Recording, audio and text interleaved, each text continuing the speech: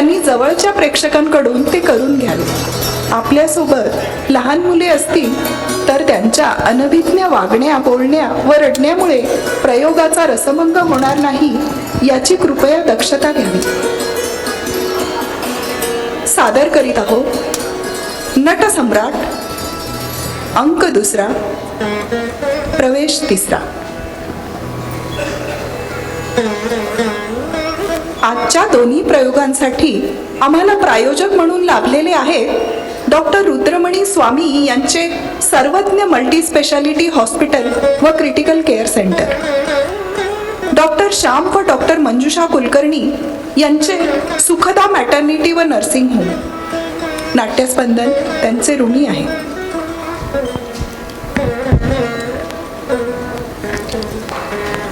रसिक प्रेक्षक हो, नमस्कार. चित्रपट, मालिका आणि नाटक या सर्व माध्यमांपैकी कोणत्या माध्यमातून सर्वात जास्त आनंद आणि समाधान मिळतं असा प्रश्न जर एखाद्या कलाकाराला विचारला तर अक्षरशः एका क्षणात तो कलाकार उत्तर देईल, नाटक. कारण रंगभूमी किंवा नाटक हे एकमेव असं माध्यम आहे जिथे कलाकाराला त्याच्या अभिनयाची जिवंत दाद मिळते. अभिव्यक्तीचं सर्वात सशक्त आणि प्रभावी माध्यम म्हणजे नाटक.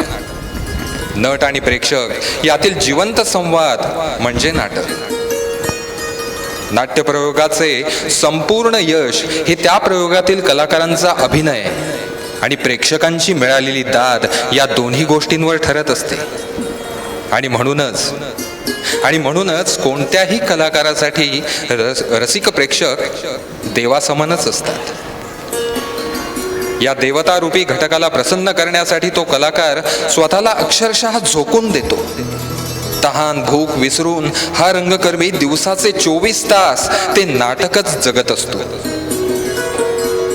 अशा कलाकाराला मग जेव्हा प्रेक्षकांकडून प्रयोगाच्या वेळी टाळ्यांच्या कडकडाटांची पावती मिळते, कौतुकाची थाप मिळते, तेव्हा तो कलाकार धन्य होतो, भरून पावतो. रसिक हो, नाट्यस्पंदन प्रतिष्ठान लातूर सादर करीत आहे अशाच एका रंगभूमीवर आणि रंगभूमीसाठी जगलेल्या एका अवलिया नटाची गोष्ट.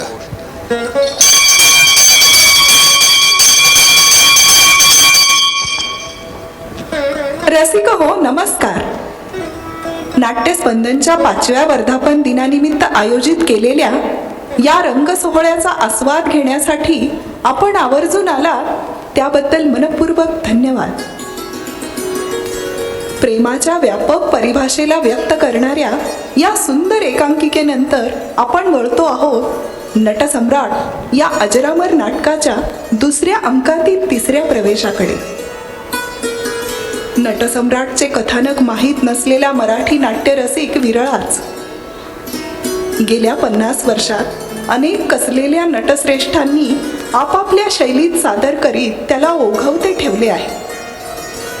नाटक जुने असले तरी त्यात असलेल्या मनोवृत्ती, मानवी स्वभावाची वैशिष्ट्ये, जीवनातील अपरिहार्यता, वृद्धापकाळातील शारीरिक विकलता व त्याबरोबर येणारी मानसिक हतबलता, तरुण पिढीच्या जगण्या वागण्याच्या काळानुरूप बदललेल्या पद्धती, हे सर्व कित्येक वर्षांपासून एखाद्या नदीसारखे चिरंतन वाहते आहे.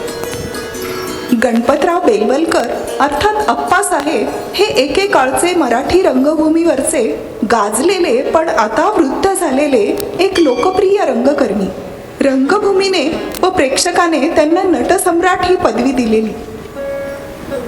एखाद्या कलंदर कलावंतासारखाच बेफिकीर व मनस्वी स्वभाव, 4 चौघात वावरण्याचे समाजाने ठरवलेले तथाकथित नियम धुडकावण्याची अंगात मुरलेली वृत्ती. एखाद्या कलंदर कलावंतासारखाच बेफिकीर व मनस्वी स्वभाव, 4 चौघात वावरण्याचे समाजाने ठरवलेले तथाकथित नियम धुडकावण्याची अंगात मुरलेली वृत्ती. रंगभूमीवरच्या त्यांच्या दैवतावरील त्यांची अपार श्रद्धा, हे सगळे घेऊन अप्पासाहेब एक अवलिया व्यक्तिमत्व म्हणून आपल्यासमोर येतात. त्यांची पत्नी कावेरी मोठी सोशिक आणि पतिपरायण स्त्री. त्या दोघांचे या वयातही टिकून असलेले तरल प्रेम मोठे लोभस आहे. एकेकाळी बेडर, बेफाम आणि काहीशा रंगेलही असलेल्या कलावंत नवऱ्याचे हे सर्व दुर्गुण स्वीकारून ती त्याच्यावर जीवापाड प्रेम करते. आप्पासाहेब तिला सरकार म्हणतात. या दाम्पत्याला एक नंदा नावाचा मुलगा व नलू नावाची मुलगी आहे. सून, जावाई, नातवंडे आहे. रंगभूमीवरून निवृत्त होताना आप्पासाहेबांचा मोठा सत्कार होऊन मोठ्या रकमेची थैली त्यांना मिळते. त्यावेळी तो पैसा व जवळ असलेली आत्तापर्यंतची मिळकत यांचे वाटप ते मुलामुलीत करतात आणि आयुष्याची उरलेली वर्षे कधी मुलाकडे तर कधी मुलीकडे नातवंडांसमवेत आनंदाने घालवण्याचे स्वप्न बघतात. त्यानुसार ते मुलाकडे राहायला जातात. सुरुवातीला मुलगा व सून त्यांची व्यवस्थित काळजी घेतात, आदर प्रेम देतात. पण आप्पासाहेबांच्या काहीशा बेफिकीर वागण्या बोलण्याने व सभ्य समाजात वावरण्याचे नियम धुडकावण्याने मुलगा व सून अस्वस्थ होतात. सुरुवातीला ते सहन करण्याचा, जुळवून घेण्याचा प्रयत्नही करतात. पण परिस्थिती बदलत नाही हे बघून नाईलाजाने आप्पासाहेबांना त्यांच्या वागण्याचे काय परिणाम होत आहे हे समजावून सांगतात. नातीपासून त्यांना दूर करतात. आपल्याला इथे स्थान नाही हे लक्षात आल्यावर आप्पासाहेब व कावेरी मुलीकडे म्हणजे नलूकडे जाण्याचा निर्णय घेतात. तिथेही सुरुवातीला मुलगी व जावाई खूप प्रेमाने, अगत्याने त्यांचा सांभाळ करतात. पण पुन्हा तेच घडते. जावयाच्या प्रतिष्ठेला न शोभणारे आप्पांचे वर्तन मुलगी व पित्यामध्ये दुरावा निर्माण करते.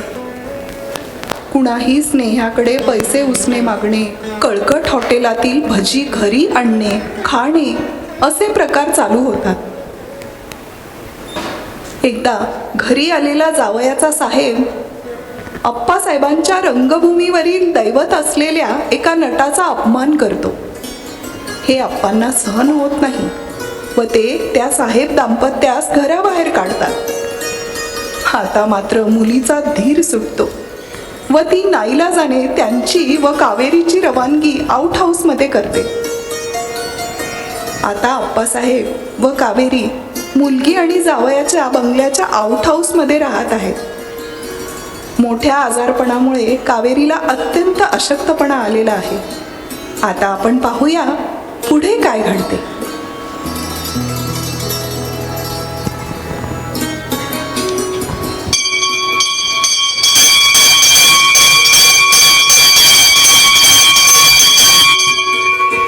रंगदेवता व रसिक प्रेक्षकांना विनम्र अभिवादन करून सहर्ष सादर करीत आहोत नटसम्राट अंक दुसरा प्रवेश तिसरा लेखक वि वा शिरवाडकर. नेपथ्य, प्रकाश योजना आणि दिग्दर्शन संजय अयाचित. भूमिका व कलावंत Appasaheb doctor Chandrakant Shirole. Kaveri doctor Rujuta Ayachit. Vithoba doctor Pramod Tike. Nalu doctor Deepali Ambekar. Sudhakar doctor Anand Ambekar. Thami Kumari Riddhi Tike. ध्वनी संकलन डॉक्टर रविभूषण कासले. ध्वनी संयोजन दयानंद सरपाळे. रंगभूषा भारत थोरात. वेशभूषा व गेशभूषा सौ शैलजा भिसे व सौ स्मिता अयाचित. रंगमंच व्यवस्था doctor Abhay Dhage, doctor Milind Potdar, doctor Bhagyashree Kulkarni, Sheetal Tike, doctor Kiran Todkari, Ganesh Pawar व नंदकुमार वाकडे. प्रसिद्धी doctor Vaishali Tekale, doctor Anagha Rajput, doctor Anand Ambekar. विशेष आभार श्रुतिकांत ठाकूर, कल्याण वाघमारे. निर्मिती सहाय्य डॉक्टर अशोक आरदवाड, डॉक्टर मुकुंद भिसे. निर्मिती नाट्यस्पंदन प्रतिष्ठान लातूर. सहर्ष सादर करीत आहोत नटसम्राट. अंक दुसरा प्रवेश तिसरा.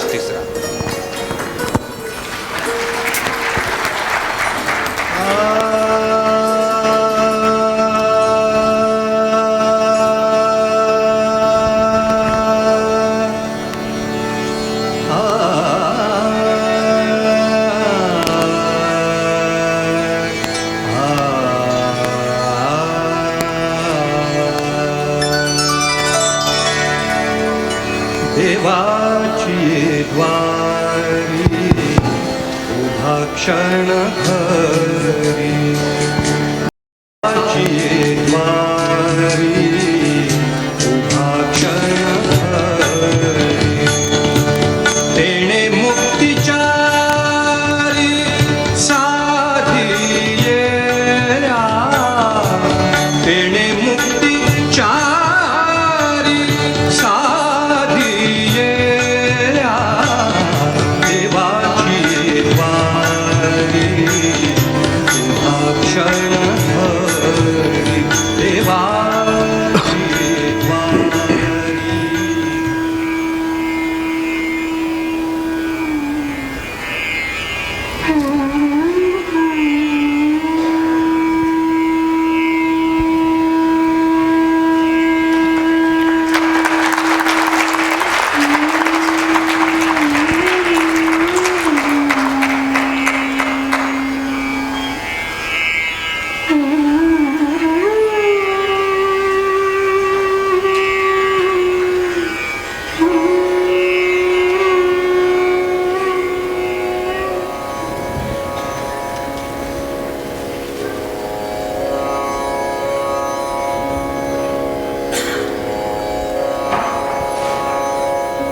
तो म्हणे अवधारी देवा,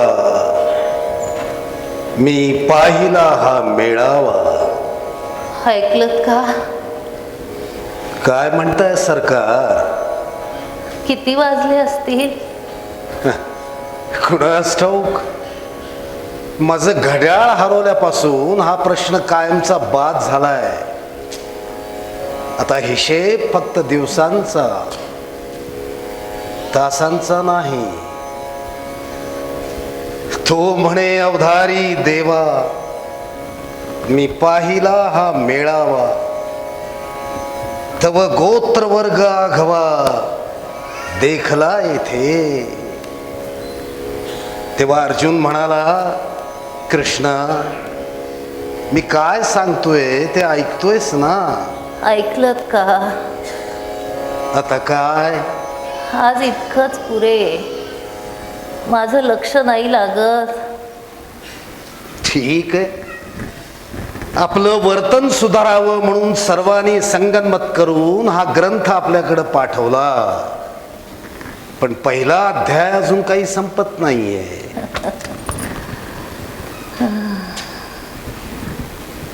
काय म्हणतेस कावेरी? हसणार नसाल तर सांगते. नाही हसणार. मला की नाही आज खूप बरं वाटते. वाटलं तरी तसं बोलायचं नसतं. सैतानाची पिल्लं वळचणीला बसलेली असतात, ती ऐकतात. ऐकू दे. देवाची पिल्ल ही दुसऱ्या वळचणीला बसलेली असतील ना. बर, मग आपण दोघांनी फिरायला जायचं का? हातात हात घालून एखाद्या बागेमध्ये. चेष्टा करणार असाल ना तर मी बोलणारच नाही. काय गाढव आहे मी? आता बाग म्हणून आठवलं. सरकार, आम्ही तुमच्यासाठी एक गंमत आणलेली आहे. बर, मगाशी बाहेरून आलो तेव्हा. काय आणले? ओळख बघू. भजी नाहीत ना?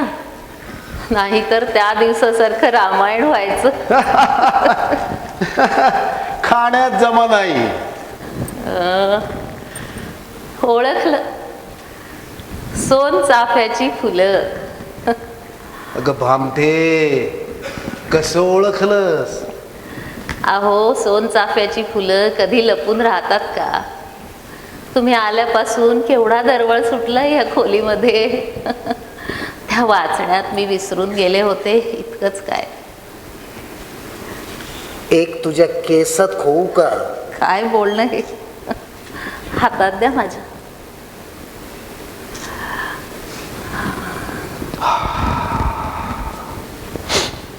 किती छान आहे. कुणाच्या बागेवर डल्ला मारला? अगं, बाग कुणाची असली ना तरी फुलं देवाची असतात. प्रत्येक फुलाच्या प्रत्येक पाकळीवर परमेश्वरानं सही केलेली असते. आकाशातल्या नक्षत्रासारखीच ही देवाची दौलत आहे. तो बागेचा मालक माझ्या अंगावर धावून आला तेव्हा त्याला मी म्हणालो की बाबा रे, एखाद्याला त्याच्या गच्चीवर जर व्याधाची चांदणी उगवलेली दिसली तर ती त्याच्या बापाची मालमत्ता होत नाही. मग पटलं का त्याला ते? नाही पटलं. त्याला एकच पटलं की मी कार्लेकर साहेबांचा सासरा आहे. कावेरी, लोकांना क्षुद्र गोष्टी पटतात, मोठ्या पटत नाही. ते जाऊ द्या, इथं माझ्याजवळ बसा पा. बर, काय म्हणताय? गेल्या 4 दिवसात एक विचार येतोय मनात. कुठला विचार? आज सांगून टाकते. कुठला विचार? आपण आता इथं राहू नये असं वाटतंय मला. जायचं कुठं? आपण आपल्या गावी जाऊन राहू, मोरवाडीला. इथं त्रास होतोय का तुला कावेरी? तुम्हाला कळत नाहीये का? कळते, कळते कावेरी, कळते. या अडगळ घरात आपले बाड बिछाने आले ना, त्याच वेळेला सगळं स्पष्ट झालं. पण ही पोरं सभ्य आहेत, वाजवीपेक्षाही जास्त सभ्य आहेत. मनात असलं तरी वरून काही बोलून दाखवत नाही.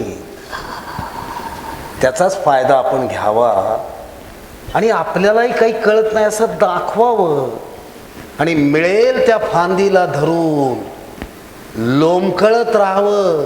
याच्यातच शहाणपणा आहे. नको, या अवस्थेत माझी तब्येत कधी सुधारायची नाही. आणि तिथं वाडीला सुधारेल का? तिथे असा मोठा डॉक्टर बघायला सुद्धा मिळायचा नाही. न मिळो, एखाद्या कपड्यात शिरलेल्या कुसळासारखे झालो आहोत आपण. त्या कुसळाचा काटा होण्या अगोदर आपण शहाणपणानं बाहेर पडावं. अहो, नव्याचे 9 दिवस केव्हाच संपले. आता पहिल्यासारखं एकत्र बसणं नाही, बोलणं नाही, थट्टा मस्करी तर नाहीच, पण रागवणं देखील नाही. 4 दिवसात दर्शन सुद्धा होत नाही कुणाचं. कामं असतात त्यांना. सरकार आपल्यासारखी रिकामी नाही आहे ती. कार्टीची तर धावपळ सकाळपासून बघतेस ना, आणि जावायच्या डोक्यावर तर डोंगरा एवढं ओझं आहे. सकाळची कामं, त्यात पाहुण्यांची वर्दळ. थोडं दुर्लक्ष झालं तर आपणही समजून घ्यावं. मला हे कळत नाही का? पण मला वाटतं बाह्यातकारी सगळं बरं आहे, तोवरच आपण दूर व्हावं. आपण हे अंत पाहू नये त्यांचा. अहो, आपण दूर राहिलो, वाडीला गेलो म्हणून त्यांच्या मायेला पारखं होण्याचा प्रसंग नाही यायचा. प्रेम टिकायला सुद्धा माणसं जरा दूरच असावी लागतात. ठीक आहे, तुमचं म्हणणं मला अगदी मान्य आहे. सरकार, खरं म्हणजे माझ्याच मनातलं बोललात तुम्ही. आपण वाडीला गेलो ना की सगळ्या गोष्टी कशा सुरळीत आणि सुखाच्या होती. माझं लाडकं कोकरू, माझं नलू नाचत बागडत येईल आपल्याकडं माहेरी. तिच्या त्या साहेबी कार्ट्याना मोरवाडीच्या नदीत बुचकळून काढील मी. मग नंदा शारदा येतील तिथे. माझ्या ठमीला घेऊ. सरकार सरकार माझ्या डोक्यातनं ठमी जात नाही सरकार. दिवस रात्र हाका मारित असते.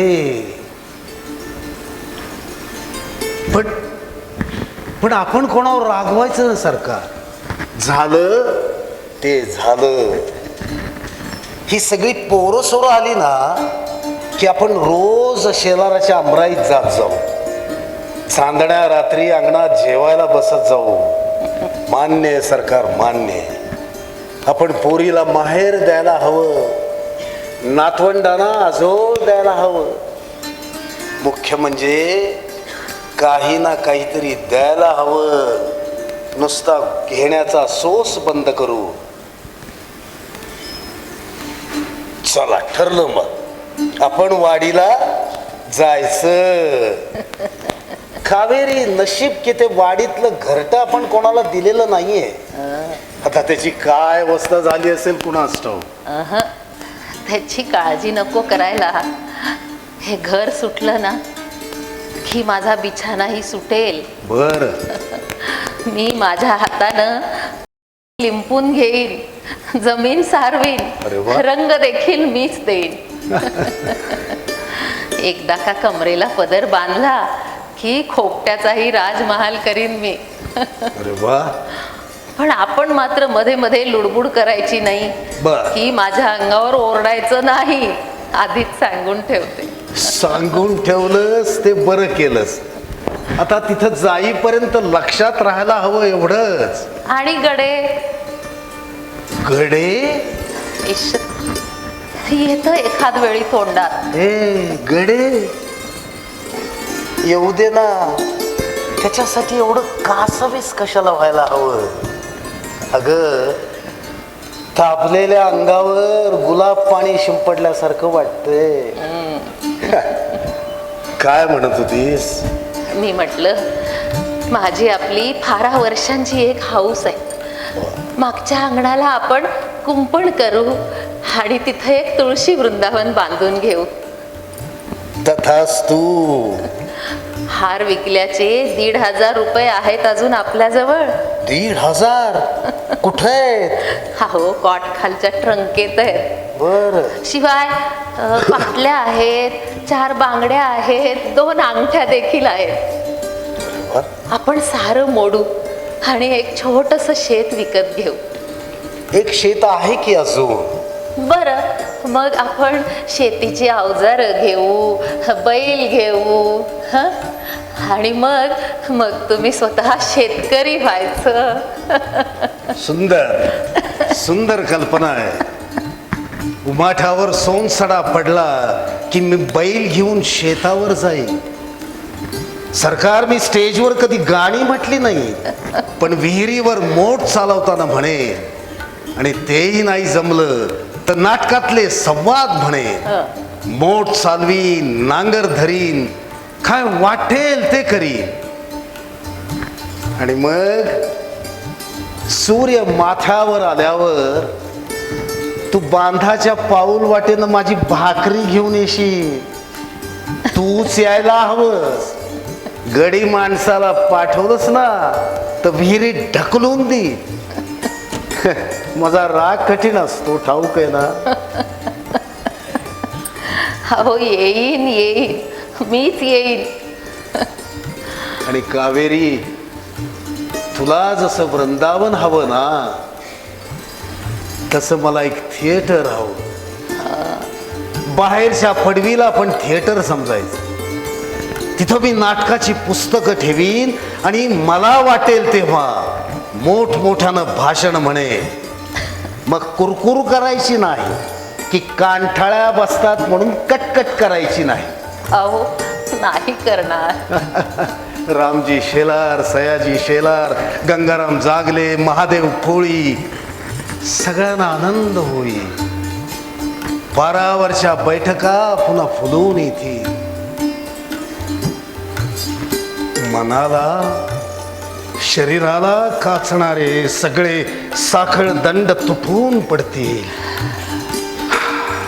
आणि आपण मोकळे होऊ. खूप खूप मोकळे होऊ कावेरी. इतक्या मोठ्याने कशाला हाका मारायच्या? अहो कोणी ऐकलं तर काय म्हणतील? म्हणतील म्हाताऱ्याला अजून बायकोचं नाव आठवतंय.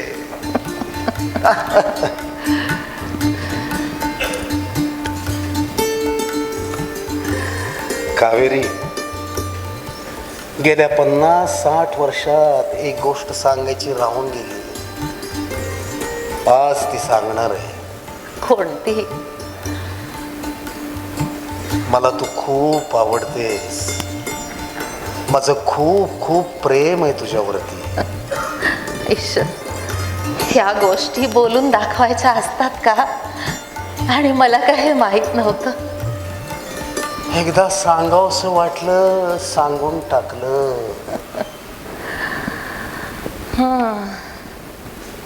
मी एक विचारू? रागवायचं नाही हं. नाही रागवणार. मला सवती किती होत्या? बापरे बाप. आता आठवणीच्या मावळतीवर हे जुने जमा खर्च कसे लक्षात राहणार? पण कावेरी, तुला एकही सवत नव्हती. एकही सवत नव्हती. होत्या त्या माझ्या मैत्रिणी होत्या.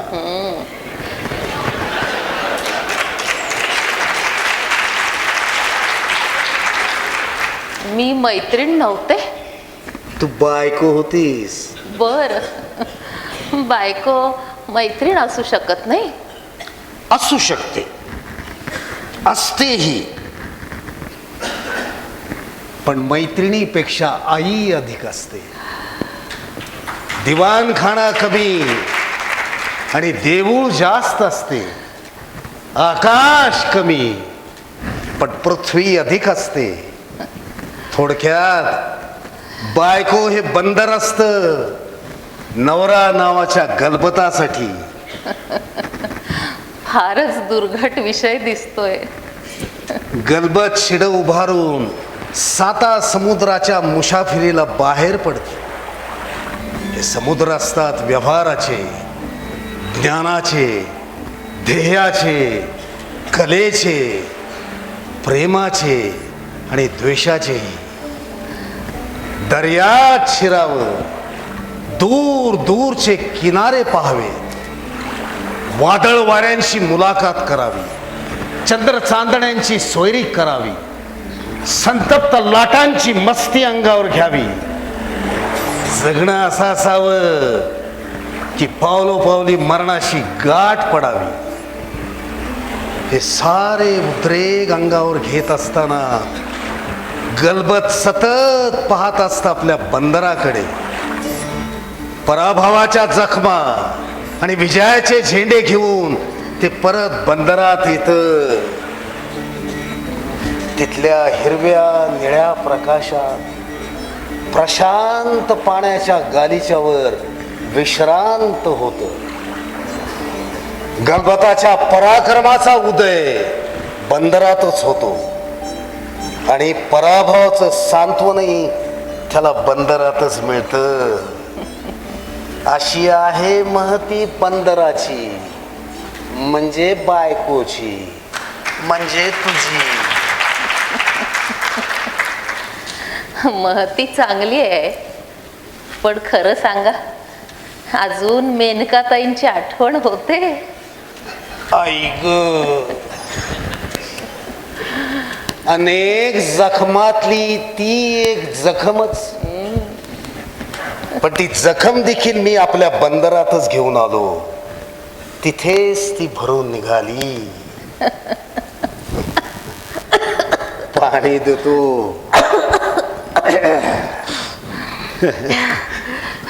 मेनकाताई,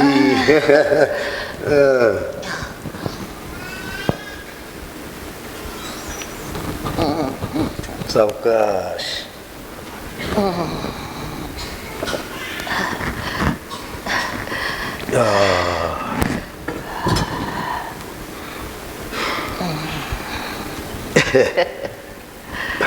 तुमचं उत्तर मला माहीत होतं. एकदा विचारून टाकायचं होतं इतकंच. मनात काही रुखरुख राहायला नको. सगळी गाठोडी इथं ठेवून मोकळ्या मनानं पालखीत बसता आलं पाहिजे. माझ्या आधी सोनं होईल माझं. माझं काय होईल कावेरी?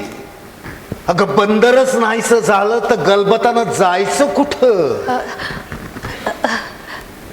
राहू द्या हो, उगाच गंमत केली मी. मी काही एवढ्यात जात नाही आणि कुणाला जाऊ देत नाही. पण आपण मोरवाडीला जायचं हे नक्की ठरलं ना? ठरलं ठरलं ठरलं ठरलं. शपथ वहा, शपथ वहा, शपथ वहा. हो हो, आम्ही शपथ वाहतो की आम्ही मोरवाडीला जाणार. मोरवाडीला की चोरवाडीला? गधड्या, आम्हाला ही विटा करता येतात आप्पासाहेब. अहो, लहानपणीच गडकऱ्यांची सावली माझ्या डोक्यावर पडली होती आणि समर्थ मंडळीत तर मला विठोबाच्या ऐवजी विठोबाच म्हणायचे. अरे अशा कोट्या करायला हे काय नाटक कंपनीचं स्वयंपाकघर वाटलं का रे तुला? नाटकवाल्यांची दुनिया म्हणजे कलंदरांची दुनिया. पण नाटक कंपनीच्या स्वयंपाकघरात जेवढा सभ्यपणा होता ना, तेवढा या सभ्य लोकांच्या दिवाणखान्यातही सापडायचा नाही. ही औषधं घ्या. हे थोरल्याबाई साहेबांचं आणि हे तुमचं. आम्ही जातो पुन्हा शपथ घ्यायला की आम्ही चोर नाही म्हणून. अरे गाढवा, आप्पासाहेब, मी माझ्या आयुष्यात कसली चोरी केली असेल ना, तर ती फक्त नाटककाराच्या शब्दांची. बस, त्या पलीकडे मी कधी अरे अरे पण तू चोरी केली असं कोण म्हणते? केली आहे असं कोणी म्हणत नाही हो, पण केली नाही असंही कोणी म्हणत नाहीये. जातो मी, बाईसाहेब येत आहे. अरे विठोबा, इथेच गप्पा मारतो बरलास. हे बघ, असाच लॉन्ड्री मध्ये जा, साहेबांचे कपडे आण आणि सुटकेस नेहमीप्रमाणे भरून ठेव. जा बरं. जी बाईसाहेब. किती दिवसांनी येतोय माझं लाडकं कोकरू. नले, आम्ही आज एक गंमत सांगणार आहोत तुम्हाला. आप्पा, हा, आज फिरायला गेला नाही तुम्ही? नाही गेलो. तुझं काय बेटा, तुझ्या आईला अधूनमधून लहर येते प्रेमाच्या गोष्टी करण्याची. मग काय, बसावं लागतं आणि हातात हात धरून काहीतरी गुलकंदी बोलणं करावं लागतं. भलतच काय सांगता हो. अगं बाई, साहेबही आले आहेत, मी पाहिलंच नाही. आपण उठू नये. डॉक्टरने हालचाल करायला सक्त मनाई केली आहे. उठत नाही, जरा टेकून बसते. अहो, हात देता का? हो. थांबा आप्पा, हा बेटा, मी धरते तिला. ती उशी दे. हा ग नले, 5-6 दिवसात इकडं फिरकली सुद्धा नाहीस ग. आणि जावंही तर मला वाटतं. अगं आई, आमची काय धांदल चालू असते, दिसत नाही का गो तुम्हाला? गेल्या 8 दिवसात 10 पाहुणे येऊन गेले. घरातल्या कामाचा राम रगाडा आणि हे बाहेरचे उद्योग. जीव नकोसा होऊन गेलाय ग माझा. अगं, देशातलं मोठं धरण बांधतोय तुझा नवरा, तुझाही हातभार लागतोय त्या बांधकामाला. जावई, बसा ना.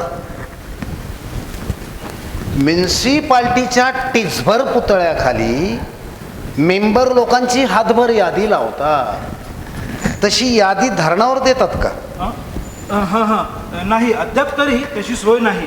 नाही, सुरू झालं ना की तुमच्या नावाबरोबर कंसामध्ये या जगदंबेचे नाव लिहायला विसरू नका. आप्पा, अरे बेटा, अरे बेटा, काय शोधतेस त्या कपाटात? अरे बेटा, अरे बेटा, काय? अगं अगं अगं, उगाच धूळ अंगावर घेऊ नकोस. काही हरवलंय का? माझ्या विणकामाच्या सुया सकाळपासून सापडत नाही. सारं घर शोधते आहे. उद्या आम्हाला नाशिकला जायचंय. येता जाता ह्यांचा स्कार्फ पुरा करून टाकेन. म्हटलं तुम्हाला सांगावं आणि सुयाही बरं. सापडतात का पाहावं. बर, नाशिकला जाणार. परत केव्हा येणार? 2 दिवसांनी. आमच्या डिव्हिजनल इंजिनियरची बैठक आहे तिथे. बर, आणि आमची ही गाठोडी? अहो आप्पा, विठोबा करेल ना सगळं व्यवस्थित, त्याला सांगून ठेवलंय मी. खरंय ना? नलू बेटा, हां. आम्ही घरात कुठेही हिंडायला हरकत नाही ना? इश्श, हे काय आप्पा, तुम्हाला कोणी मनाई केली आहे का? हो खरंच, आज दुपारीच तुम्ही तिकडे हॉलमध्ये पेपर वाचत बसला होतात ना? हो बेटा, जगात काय चाललंय पाहायला नको का? कोणी आलं होतं का तेव्हा? काही निरोप घेऊन? अहो यांचा एक शिपाई यायचा होता. कुणीही आलं नाही. तुमची लोखंडी कपाट लुटून एखादा दरोडेखोर पळाला असता ना, तो कोणाला पत्ता लागला नसता. आई, तुझी ट्रंक इथे खाली आहे ना? परवा मी तुझे कपडे पाठवले, एखाद वेळी सुयाही गेल्या असतील चुकून त्यात. बर. तुझ्याकडे किल्ली आहे का? अगं, किल्ल्या हरवलेली कुलप आमची. थोडं ओढलंच ना तर कुलूपच काय, कडी देखील बाहेर येईल. मी देऊ का काढून? थांबा आप्पा, मी इथेच पाहते. बर.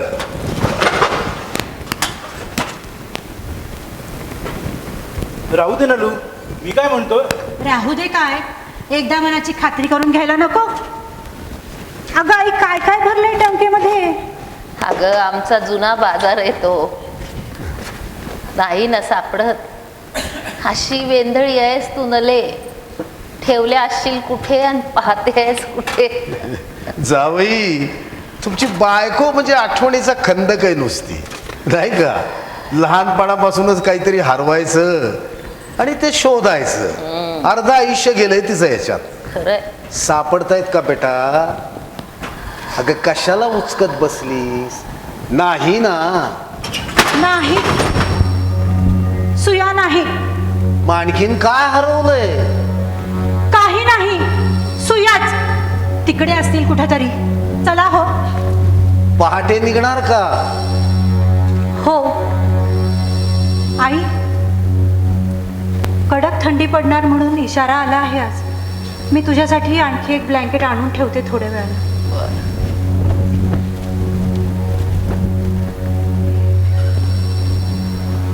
कावेरी, सुया हरवल्यात म्हणून फारच कासावीस झालेली दिसते कार्टी. पण त्या सुया या ट्रंकेत कशा येतील? अहो, एखादी वस्तू हरवली म्हणजे बायकांचा जीव वेडापिसा होतो. आपल्या मोरवाडीच्या जाण्याबद्दल तुम्ही काही सांगणार होतात त्यांना?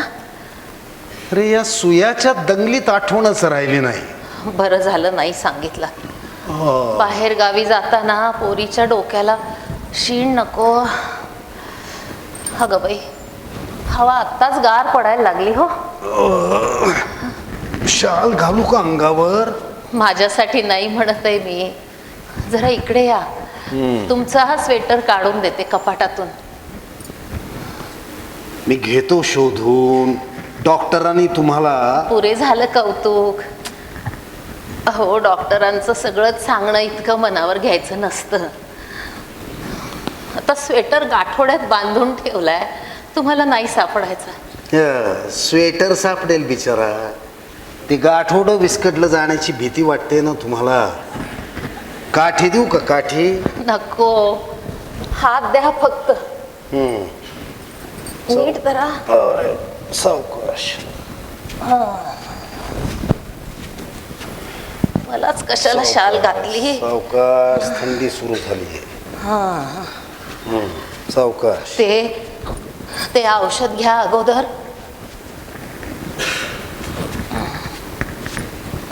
अशी टंगळ मंगळ नाही चालायची. घेतो. घ्या आधी. घेतोय.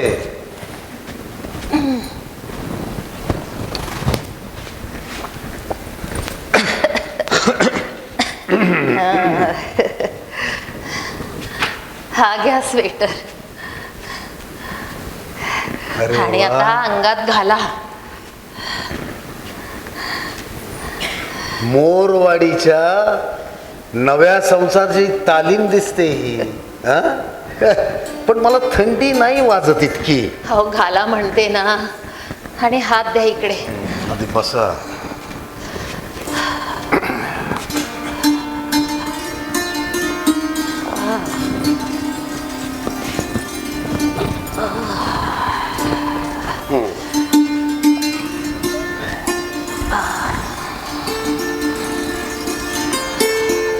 स्वेटर तू केव्हा पुरा केलास आठवते तुला?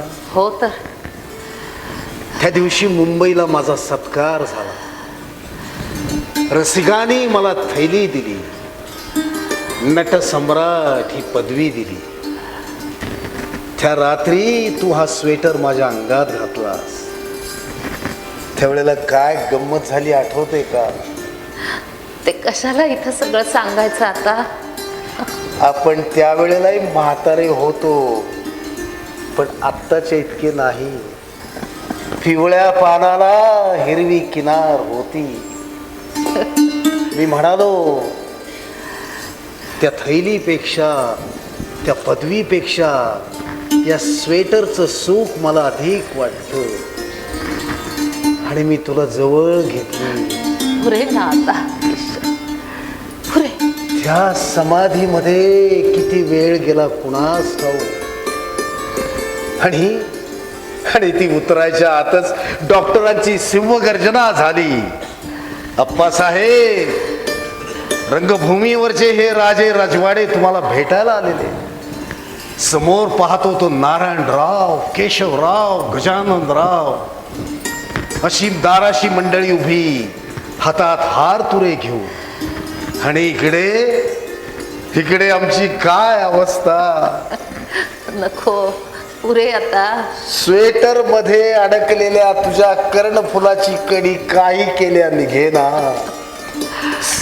सगळेजण हसत होते, मस्करी करत होते. शेवटी डॉक्टरनं पुढे येऊन हलक्या हातानं ऑपरेशन केलं आणि आपली सुटका केली.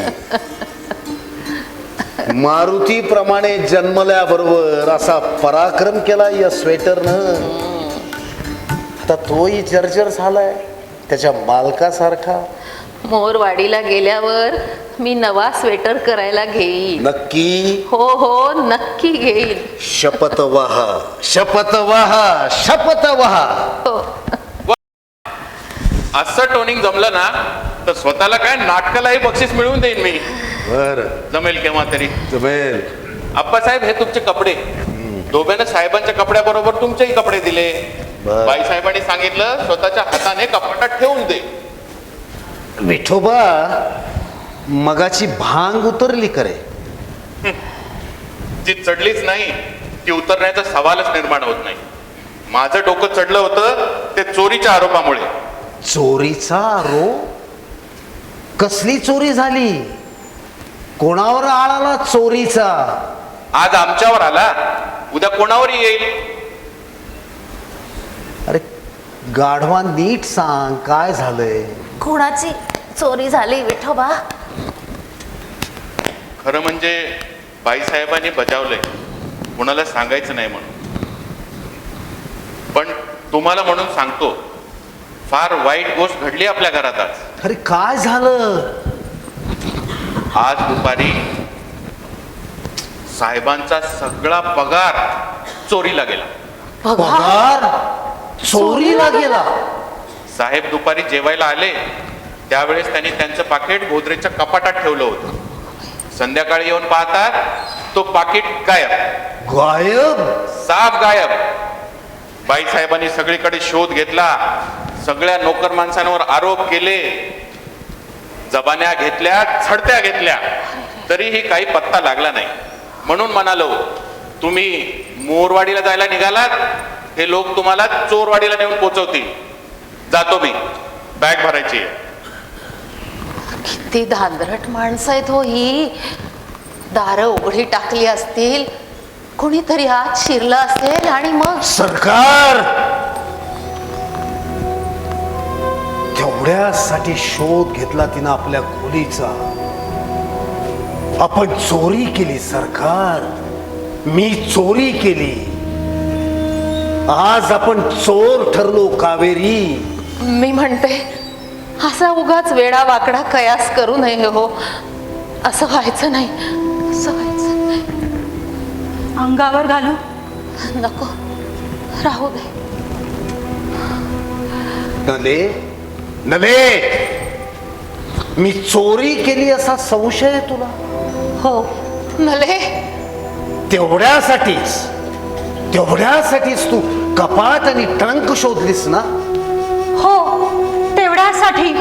नाही नाही, ए माझ्या लाडक्या कोकरा, खोट सांग पण नाही म्हणून सांग. नले नले, मला हे सहन होणार नाहीये. खोट सांग पण नाही म्हणून सांग. मला खोटं बोलायची सवय नाही. मी पैसे चोरले? अहो अप्पा, मी बेलवलकर नाही, मी कारलेकर आहे. यांचे पैसे होते ते असे कपाटातून काढून घेण्याचा तुम्हाला काहीही एक अधिकार नव्हता. तुम्हाला पैसे हवे होते ना, माझ्यापाशी मागायचे. ही चोरी करून तुम्ही तुमचं आणि माझंही तोंड काळे केलं अप्पा.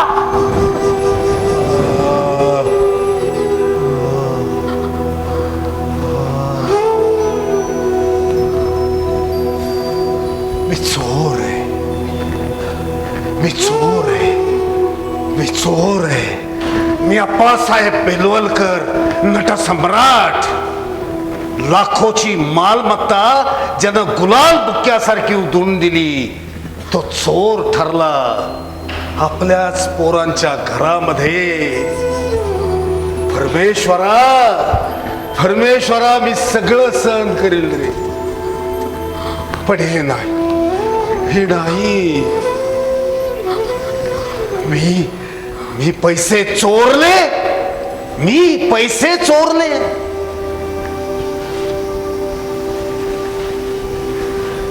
अहो तुम्हीच चोरले, तुम्हीच चोरले, तुम्हीच चोरले. चांडाळी, असं रागवायचं नाही, शांत बसायचं, शांत बस.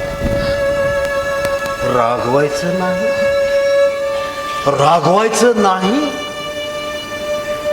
पृथ्वीवर गाफीलपणे हिंडणाऱ्या परमेश्वराच्या पाठीत सुराख उपसून त्याचा खून करू पाहणारी माणसं समोर वावरत असताना रागवायचं नाही. सरकार तिला माहिती आहे, माझ्या क्रोधाला पाय नाही, हात नाही, लुळा पांगळा येतो. वटाऱ्यानं अर्धवट चिरलेल्या रानडुकराचं धड नुसतं गटारात तडफडणार. मी पैसे चोरले नाही सरकार, नाही. मी रागवणार नाही, मी रागवणार नाही. पण तुम्हाला सांगतो, मी रडणारही नाही. डोळ्यात आसव जमायला लागली तर खेळे मारून खाचा करी डोळ्यांच्या संभाजी सारख्या. पण तुझ्यासारख्या आळई समोर मी रडणार नाही. मी पैसे चोरले. मले काय काय केलं ते?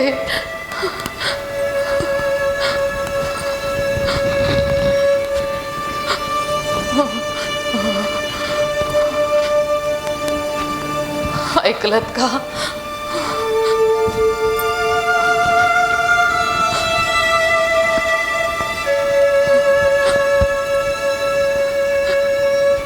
सगळी दुनिया आपल्यासाठी संपली आहे आता. आपण दोघंच उरलो आहोत, आपण दोघंच एकमेकांसाठी. माझ्या गळ्याची शपथ आहे, मी सांगते ते ऐकायचं. माझ्या काळजाच्या चिंध्या होत आहेत, पण मी जगणार आहे, मी जगणार आहे तुमच्यासाठी. मी बरी असते ना तर एक क्षणभर हे सहन केलं नसतं. नंदाच्या घरून बाहेर पडले तशी या क्षणी तुम्हाला घेऊन बाहेर पडले असते. पण या आजारपणामुळं मी अगतिक झाले आहे, लाचार झाले आहे. कावेरी, मला माझा भरोसा वाटत नाही म्हणून सांगते. ऐकता आहात ना? मला काही समजत नाहीये सरकार. आजची रात्र आपण इथे काढू, कुणाला तरी बरोबर घेऊन उद्या सकाळीच आपण मोरवाडीला जाऊ. मी बंगल्यात नलूकडे जाऊन येते. नको नको. तिला एकदा स्पष्टच विचारते काय तुझ्या मनात आहे म्हणून. आम्ही हे घर सोडायला तयार आहोत, पण असा अभद्र शिक्का आमच्या कपाळावर मारू नकोस. मी तिच्या पायावर डोकं ठेवून तिची विनवणी करीन. बाई, आजवर तुझ्याकडं कधी काही मागितलं नाही, पुढेही मागणार नाही, पण आज पदर पसरते तुझ्या पुढं. एखादा माणूस आमच्या बरोबर दे आणि मोरवाडीला पोचवण्याची व्यवस्था कर. आम्ही आमची तेरडी थोबाड पुन्हा कधीही तुझ्या संसारात दाखवणार नाही.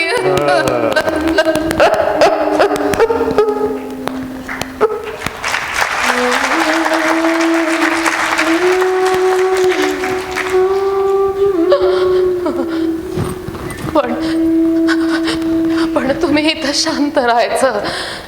माझी शपथ आहे, डोकं फिरवून घ्यायचं नाही. हं, मी जरा बरी झाले ना की वाटेल ते आयास करीन. सुखा समाधानाचं देऊळ उभं करीन माझ्या देवासाठी. मग आपण हे अमंगळ स्वप्न विसरून जाऊ. माझी कूस वांज राहिली असं मी समजेल. कावेरी, आपली साथ आहे तोवर मला कशाची पर्वा नाही. मी मनानं खचले नाही. खचले नाही मी. तुमच्या हाताचा आधार मिळाला तर कुठल्याही वादळ वाऱ्यात मी दगडासारखी उभी राहीन. कुठल्याही काळोखातून तुमच्यासाठी रस्ता काढीन. पण आपण माझं एवढं ऐकायचं. तुम्ही शांत राहायला हवं. ऐकाल ना? ऐकेन. मी आत जाऊन येते. नको. मला जायला हवं. माझी काळजी करू नका. भिंतीचा आधार घेत जाईन मी. आत्ता येते मी. मला समजलंच पाहिजे.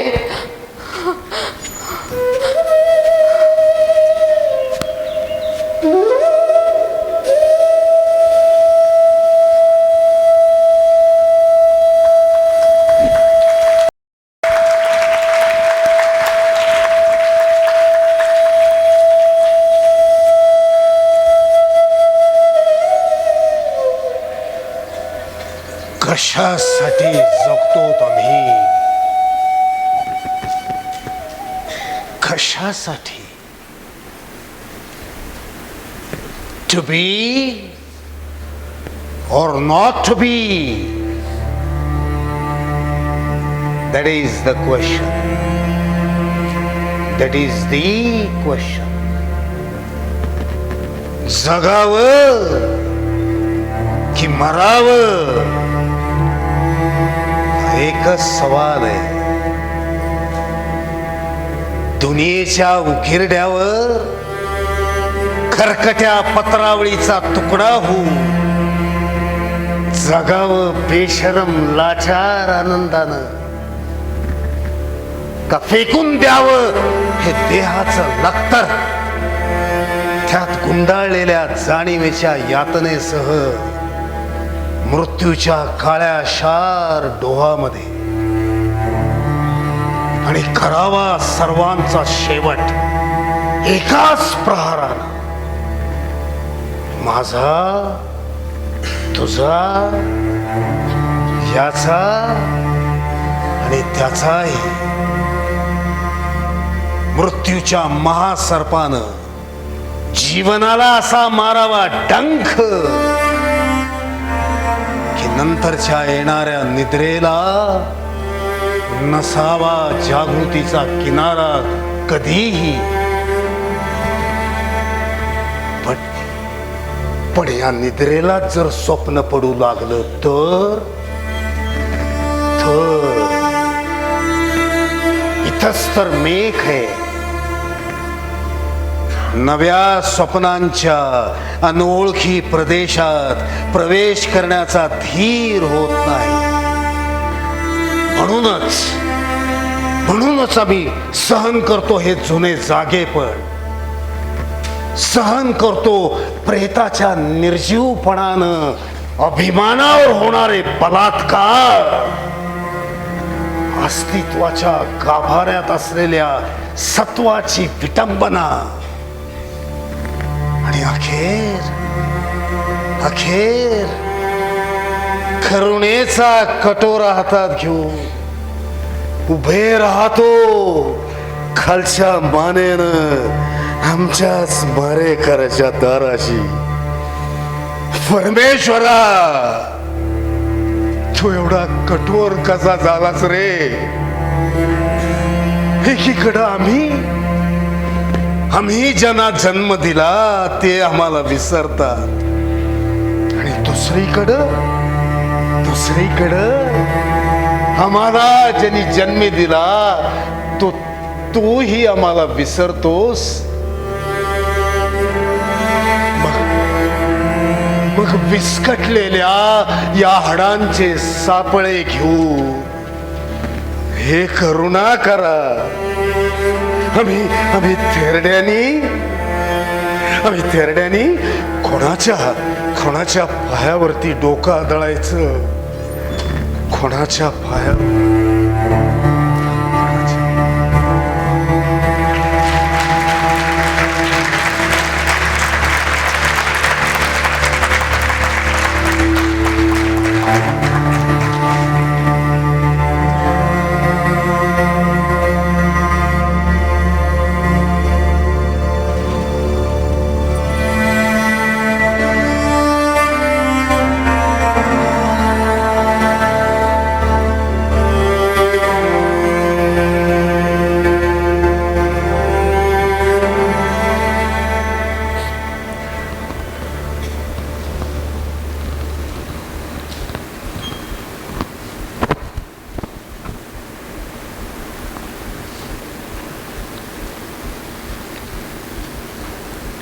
माझं एकदा ऐकायचं. पोरीचा गैरसमज झाला होता. पाकिट कपाटातच सापडलं आत्ता एवढ्यात. पण पोरीचा जीव बावरून गेला होता. ट्रंकेत आपले हाराचे पैसे होते, त्याबद्दल तिला काही माहीत नव्हतं. तिला वाटलं आपला बाप चोर आहे, आपला बाप चोर आहे, आपली आई चोर आहे.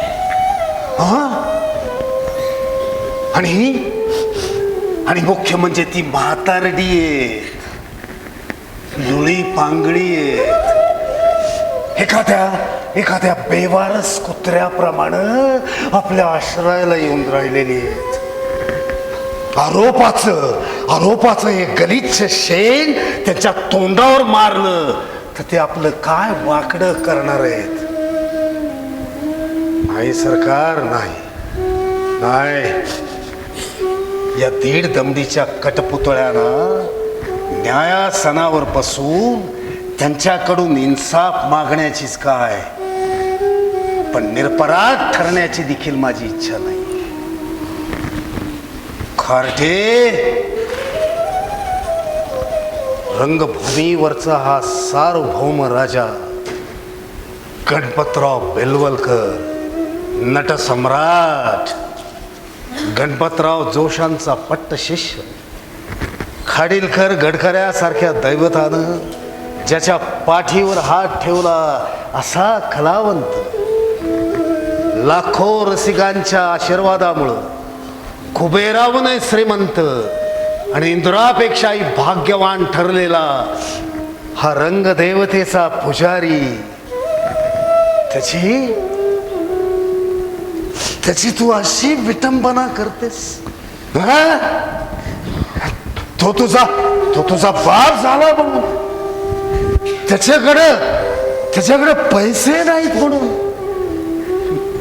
म्हातारपणानं तो असहाय्य झालाय म्हणून अप्पा मला क्षमा करा, तुमच्या लाडक्या कोकराला क्षमा करा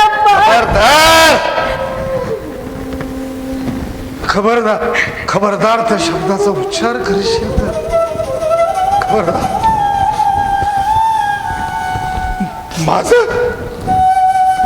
माझं एक लाडकं कोकरू होत, ते कुठे आता? ते माझा भ्रम होता. गोजीरवाण्या कोकरासारखी एक मुलगी होती, सशासारखा एक मुलगा होता, पण ते माझे कोणीच नव्हते. आभाळ पाठीवर घेणाऱ्या हत्तींना विचारा, ते तुम्हाला सांगते की कुणी कोणाचं नसतं.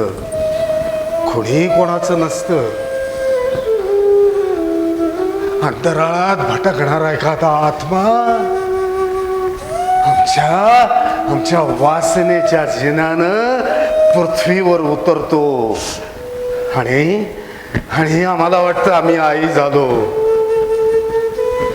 आम्ही बाप झालो. आपण फक्त जिने असतो. आपण फक्त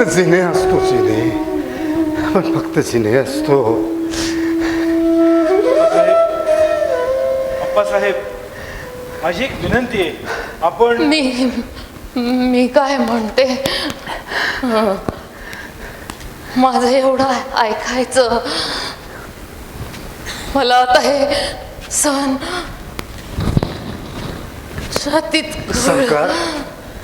सरकार आपण सकाळी मोहरवाडीला तुमच्यासाठी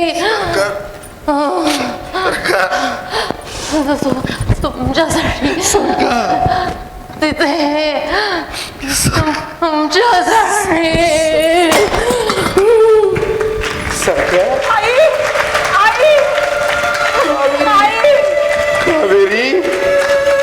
कावेरी सरकार